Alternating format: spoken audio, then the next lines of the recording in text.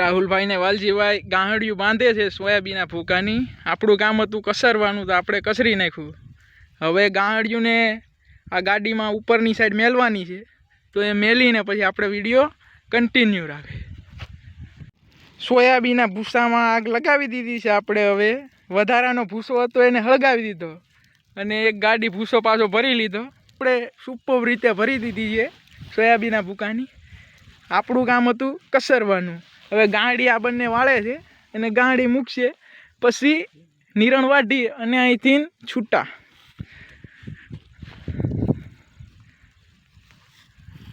જોવો હવે અમારે સડાવાની ટ્રીક જોવો, ઈઝી મૂકે ખાલી.